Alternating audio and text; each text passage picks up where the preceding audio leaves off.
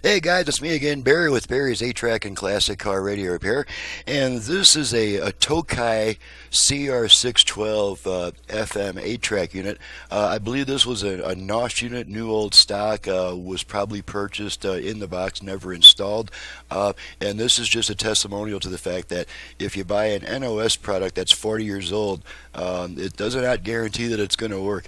This owner reports that this never did work. There is no service information at all available for it. This is a Tokai CR612. The problem with finding service information is, well, not only that I couldn't find it, it's also that Marantz and Crosley have items with the same model number, so those are definitely going to drown out anything you can find on this. So what I did, I told the customer that all I can do on this is convert so that the 8-track will work with a modern radio using its aux input.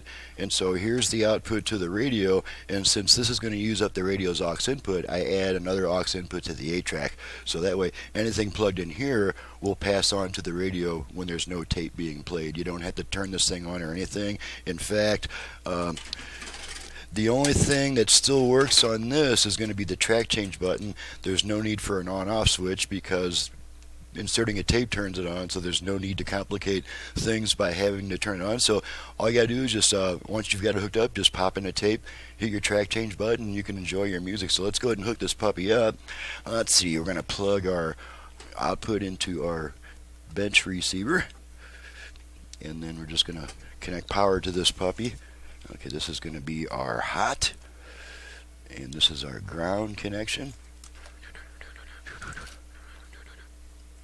Okay, now we can play a tape. Here we go. Let's see, make sure this is turned on. Alrighty, turn my receiver down so it doesn't bleep out on overload.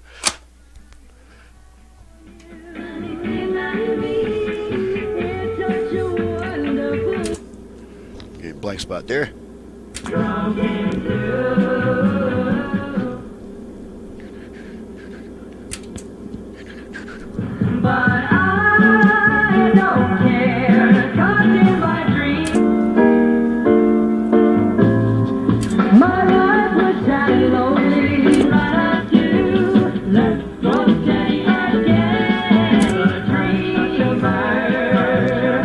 Was never so blue.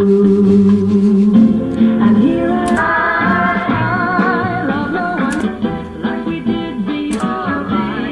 Holy world, don't ever say there's once more. The world threw a tear, the world go away. Alrighty, so that's it. There's not much to test on this, so just make sure it plays tapes and switches tracks. So she's ready to go back, and I'm ready to get on the next job. I'm Barry with Barry's 8-Track and Classic Car Radio Repair. And once again, I'm showing that buying a 40-year-old NOS unit, these units, their electronic parts are not made to sit for 40 years before you suddenly blast them with full power, and that's probably what happened with this. There's a lot of sensitive semiconductor devices in here, and if they've been sitting dormant for 40 years, then suddenly plugged in, chances are something blew out. There's no service information available on this, no schematics, so all I could do was just convert the 8-track section to work with a modern radio that has an aux input. So you can reach me for service by visiting the website below, and if you print a work order, that will tell you all my options and prices, including options for turn time, and that way if you need to call me, it's just for a couple last minute questions instead of a 15-minute barrage of what all do you do and how much is it and how long does it take and all that. So please visit the website and print out a work order before calling me. After you've done that, I'm happy to talk to you. Thanks so much for watching and listening, and thank you, Rob, for your business. I don't have your file handy, so I don't know where you are at the moment. This comes from Rob, and thank you, Rob, for your business. See you guys next time.